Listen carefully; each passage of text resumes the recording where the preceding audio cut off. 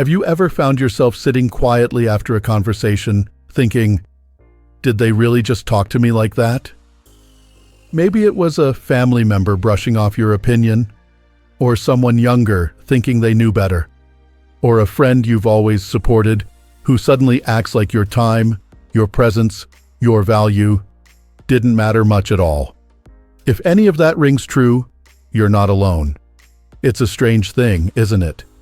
You spend decades of your life working hard, raising families, helping friends, building something worth being proud of.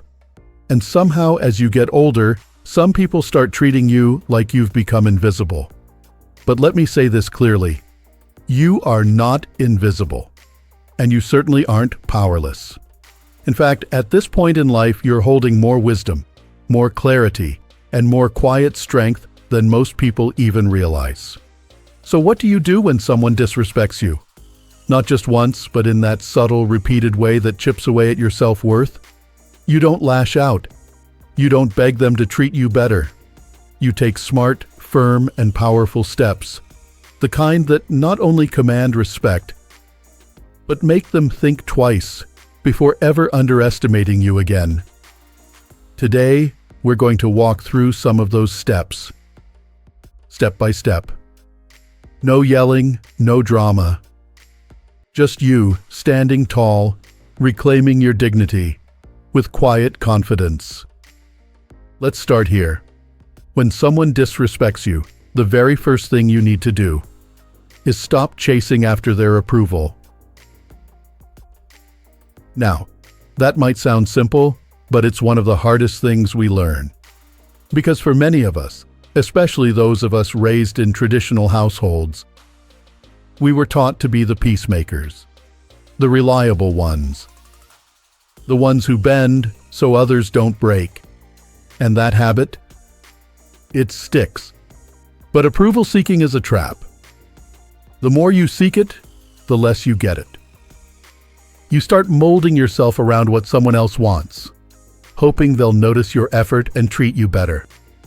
But respect doesn't work that way. When you chase after someone's approval, whether it's your adult child, a friend, a neighbor, even a doctor who talks over you, you give them your power. You hand it right over saying, "Here, you decide if I matter." But here's the truth. No one gets to decide that but you. Respect starts from within. And when you carry yourself with self-respect, you send a message without even needing to speak. I know who I am. I know what I'm worth. And I won't settle for less. Think about this for a moment. Have you ever noticed that the people who get treated with the most respect aren't usually the loudest or the pushiest? They're the ones who walk into a room and don't need to explain themselves.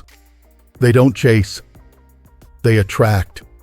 So the next time you feel yourself wanting to explain, defend, or win someone over, pause. Ask yourself, am I doing this because I value the conversation or because I'm hoping they'll finally value me? You don't have to prove your worth to anyone. You've lived, you've learned, and you've earned your seat at the table. Whether others acknowledge it or not, that's their shortcoming, not yours. Now, once you've stopped chasing approval, the next powerful step is this. Start paying attention to the signs. You see, disrespect doesn't always walk through the front door and shout. Sometimes it sneaks in quietly, dressed as a shrug, a missed call, a half-hearted reply. It hides behind excuses. Oh, I forgot. I've been busy. Don't be so sensitive. But you can feel it. The coldness, the distance, the way your presence becomes an afterthought instead of something they're grateful for. Here's the truth. People show you how they feel about you in how they treat your time, your thoughts, your presence. And when someone repeatedly cancels plans, interrupts you mid-sentence, or dismisses your needs, that's not forgetfulness. That's a lack of respect. Now, this part is important. Seeing the signs is not about blaming. It's not about playing victim. It's about being honest with yourself. It's about asking, am I allowing someone to devalue me because I don't want to stir the pot? A lot of us were raised to keep the peace, even if it meant swallowing our pride. But here's the thing. There's a difference between being kind and being a doormat. So take a moment. Think about the people in your life right now. Are there relationships where you give, and all you get in return is silence or scraps? Are there folks who only call when they need something, but vanish when you need support? That gut feeling you've been ignoring. It's trying to protect you. You don't need to explain it. You just need to listen to it. Once you've seen the signs, and you've made that internal shift from needing their approval to honoring your own value, something powerful happens. You stop reacting. You stop chasing. You do something far stronger. You step back. Not in anger, not in bitterness, just with quiet clarity. Because sometimes the most powerful thing you can do isn't to raise your voice, it's to remove your presence. Think of it like this. When you're always available, always accommodating, always the first to call or ask or invite, people stop seeing you. They see the convenience but not the cost. But when you step back, when you stop reaching out, stop explaining, stop showing up just to be dismissed, you create space. And in that space, they feel something they didn't expect. The weight of your absence. It's not a game. It's not manipulation. It's a reminder. A reminder that your time, your presence, your love are not guaranteed. They are gifts. And when you stop giving them so freely, people either start to appreciate them or show you that they never did. And either way, you win. Because stepping back isn't just about them, it's about you.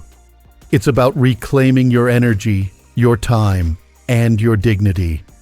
It's about saying, I'm not going to pour myself into someone who treats me like I'm empty. There's power in that pause. There's strength in that silence. And there's wisdom in knowing when to walk away from the noise and come home to yourself. You've spent enough years proving yourself. Now it's time to protect your peace. And once you've made that choice, once you've stepped back and stood still long enough to hear your own thoughts again, the next move becomes clear. You start turning that energy inward. Not to hide, but to grow. You stop waiting for someone else to see your value, and you start investing in it yourself. You see, when you stop pouring your time and energy into people who don't value it, you suddenly have a lot more of both. And that's when the real change begins. That's when you shift from waiting to be seen, to choosing to see yourself more clearly than ever before. Because now it's time to do something powerful. Something that will change not just how others see you, but how you see you. You start investing in yourself. Not just with a new haircut or a fresh shirt, though those things have their place. I'm talking about meaningful, deep-down investment. The kind that says, I matter.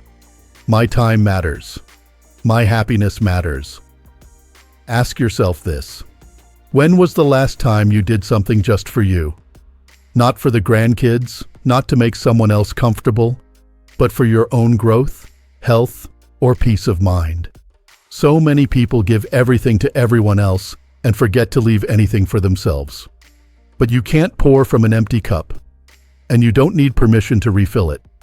Maybe that means taking a walk every morning and letting your mind breathe. Maybe it means finally learning how to use that tablet sitting in the drawer. Maybe it means journaling, joining a class, or simply taking 10 quiet minutes to sit with your coffee and let the world spin without you for a while. Whatever it looks like for you, here's the key. Make yourself a priority. Not an afterthought. Not a backup plan. A priority. Because when you start treating yourself like you matter, the world begins to follow suit. People pick up on energy, especially the kind that says, "I take myself seriously. You should too."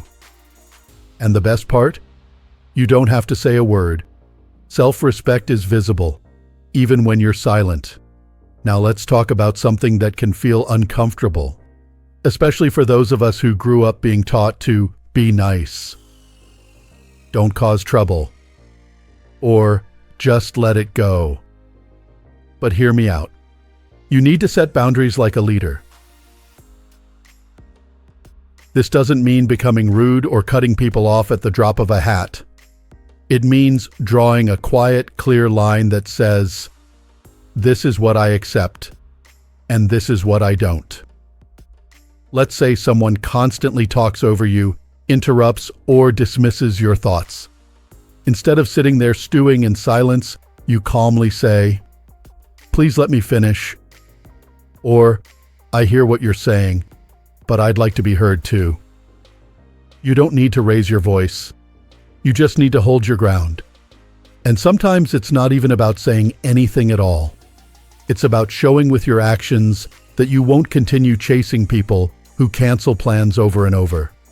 That you won't keep making room for people who don't make room for you. Here's something to remember. Boundaries don't push the right people away, they reveal them. The people who truly care about you will rise to meet your standards. The ones who only stuck around when it was easy for them, they'll slip away. And that's okay. You're not losing people. You're losing the illusion that they were ever really there for you. Now let me share something that might surprise you. One of the most powerful tools you have isn't your words, your strength, or even your experience. It's your absence. Your presence is valuable, but your absence, that's what makes people stop and think. Imagine this. For years, you've always been the one to call first, to ask how someone's doing, to reach out, remember birthdays, check in, forgive quickly, and maybe it went unnoticed. Then one day, you stop. Not in anger, but in clarity. You step back. You leave space. You let silence do the talking. And suddenly, the phone that never rang starts ringing. The folks who never reached out start wondering, where's she been? Is he okay? Did I mess something up? That's not manipulation. That's what happens when people feel the void your presence used to fill. Here's the truth. When you remove your energy from a place where it was never appreciated, you're not being petty, you're being wise.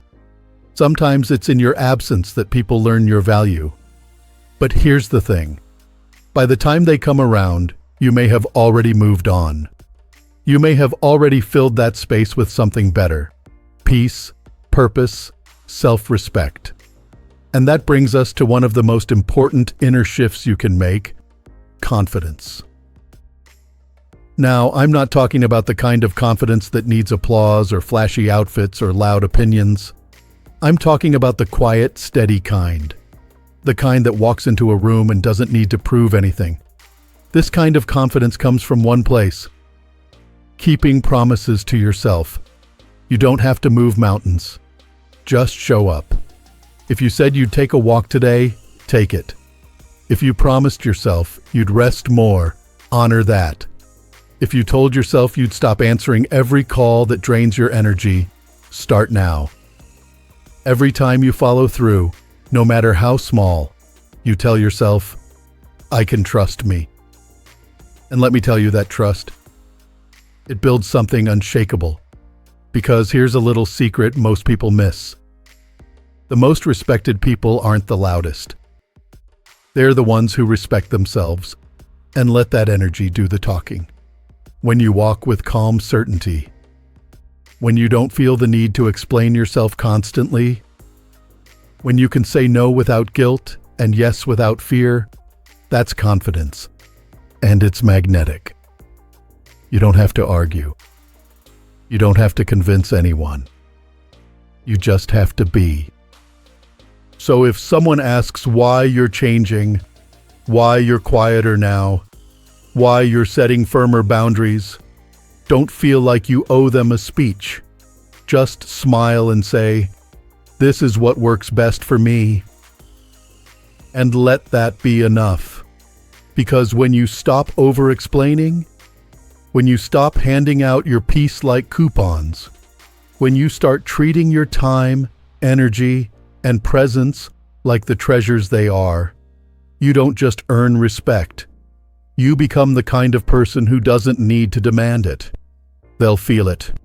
And maybe, just maybe, the ones who once disrespected you will finally realize you were never the problem. They just couldn't see your worth until it stood up, stepped back, and walked away with grace. By now, you've stopped chasing. You've stepped back, and you've started to invest in yourself again. You've set firmer boundaries. You've learned to walk with quiet confidence. And you've let your absence speak when your words no longer needed to. But if you've ever wondered why some people still seem to hold you back, even after you've done all this work, let's talk about something that's often overlooked. There are times in life when the most powerful move you can make isn't adding anything new. It's letting go of what no longer serves you. Sometimes we carry people out of habit. Friends who only show up when they need something. Family members who drain your peace but think a shared last name gives them a lifetime pass. Old relationships, old patterns, old wounds that keep showing up in new clothes. But here's the truth. If someone is weighing you down more than lifting you up, it might be time to cut the rope. That doesn't mean you're cold or heartless. It means you're finally putting your well-being first. It means you're choosing peace over obligation. Think of your energy like a garden. You've only got so much time, so much sunshine, so much water.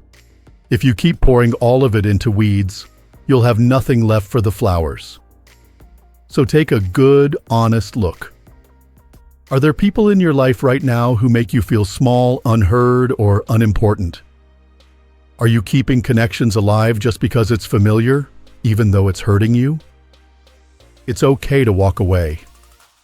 It's okay to say, "This isn't healthy for me anymore." It's okay to protect your peace like it's something sacred, because it is. And the beautiful thing is, once you let go of the wrong people, you make room for the right ones. The people who see you, respect you, and show up consistently, not just when it's convenient. Now here's something else that often goes unnoticed: the importance of where you put your attention. Because if you're still spending most of your day thinking about what someone said to you, how someone treated you, what you should have done differently, then they're still taking your power. Even if they're not in the room, they're renting space in your mind. But your focus? That's your most precious resource.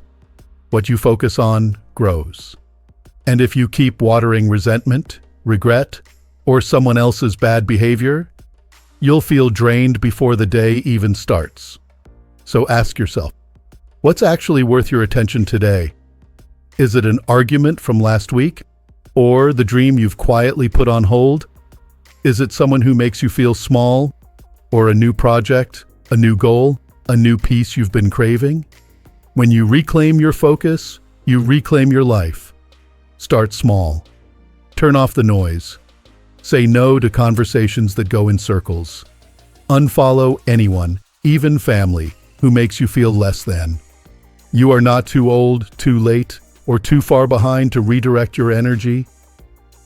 In fact, this might be the perfect time, because you're no longer trying to impress anyone.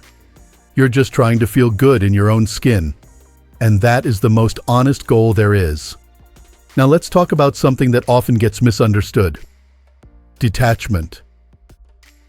That word might sound cold at first, but it's not about caring less. It's about caring the right way. Detachment is loving someone deeply, while not tying your self-worth to whether or not they love you back the same way. It's giving your best to a relationship without needing to control how it turns out. It's showing up as yourself, fully, honestly, completely, but knowing that your happiness doesn't rise and fall on someone else's behavior. You are still you, whole, valuable, enough. And when you master that kind of detachment, you become untouchable. Not because you don't feel, but because you've stopped being ruled by fear. You're no longer afraid of losing people. You're not scared of silence. You're not rushing to fill every awkward moment or make sure everyone's okay at the cost of your own peace. Instead, you move with grace. You love with intention. You protect your heart not with walls, but with wisdom. That's real power.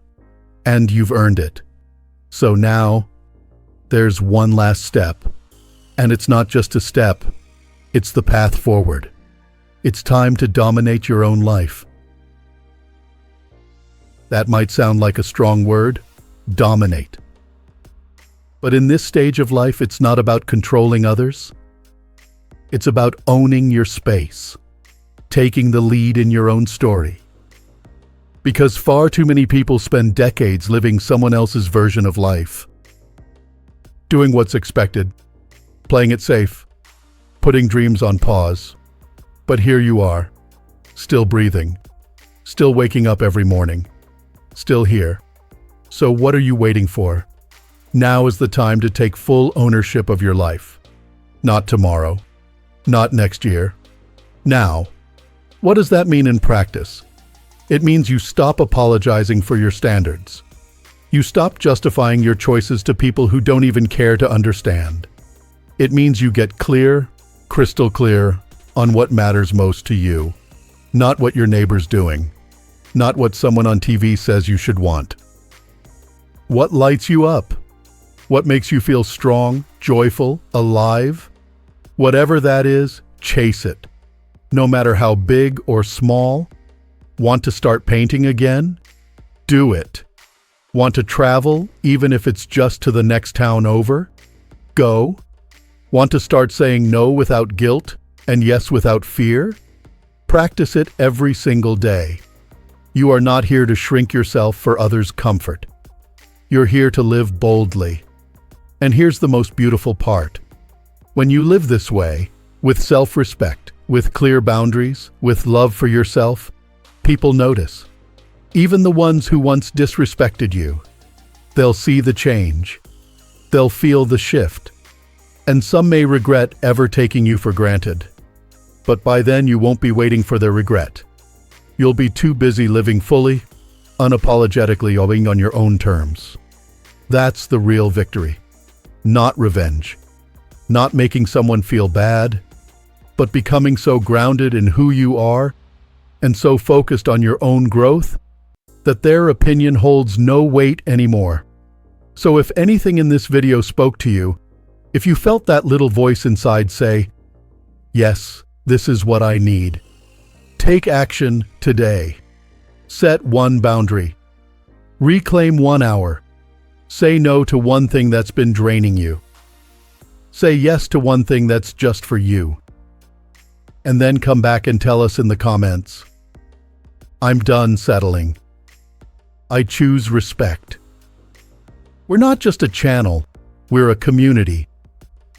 A movement of strong, wise, unstoppable people who've lived enough life to know that you don't need permission to take your power back. If you found this helpful, give it a like and subscribe to Strong Elderly Life, because we're just getting started. And remember, you're not too old. You're not invisible. You're not done. You're just getting started. Here's to living boldly. Here's to living with respect. Here's to you, living your best life at any age.